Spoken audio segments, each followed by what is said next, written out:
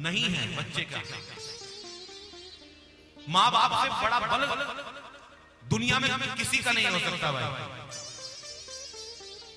100 शत्रु सामने खड़े हो, 100 व्यक्ति सामने तलवार लेकर खड़े हो और अकेली मां साथ में खड़ी हो बच्चे के, तो मजाल है एक व्यक्ति भी उसको हाथ लगा दे,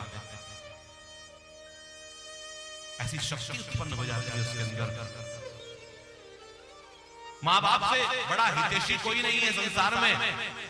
मां बाप और गुरु ये तीन हैं जो वंदनीय हैं, पूजनीय हैं, अर्चनीय हैं। भगवान तो कहते हैं अगर तूने इनकी वंदना कर ली, इनको वंदन कर लिया, तो मैं तेरी पूजा से प्रसन्न हो जाऊंगा। अरे घर के देव ना पूजे और बमी पूजने जा।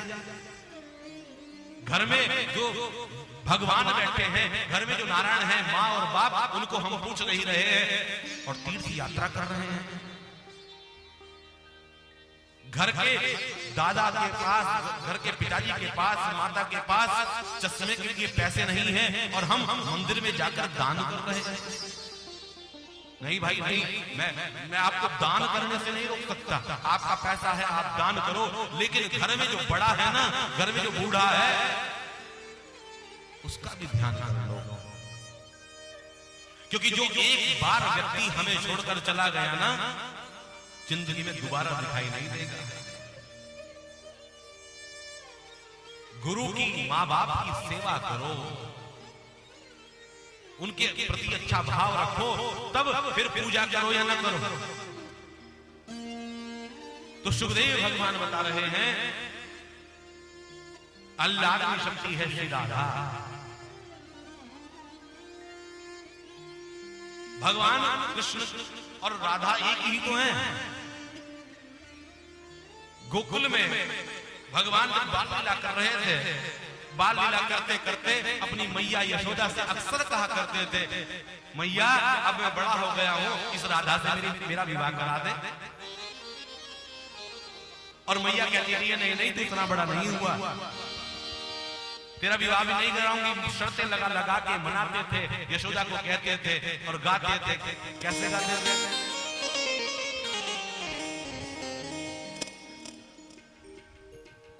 बोल कृष्ण कन्हैया लाल की।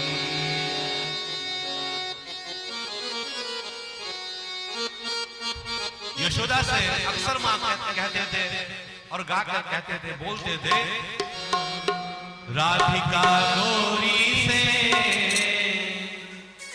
बिरज की छोरी से मैया करा दे मेरो प्यार। राधिका गोरी से बिरज की छोरी से मैया करा दे मेरो प्यार। नजर तेरी छोटी है, नजर तेरी छोटी है, कैसे करा दूं तेरो प्यार। उम्र तेरी छोटी है,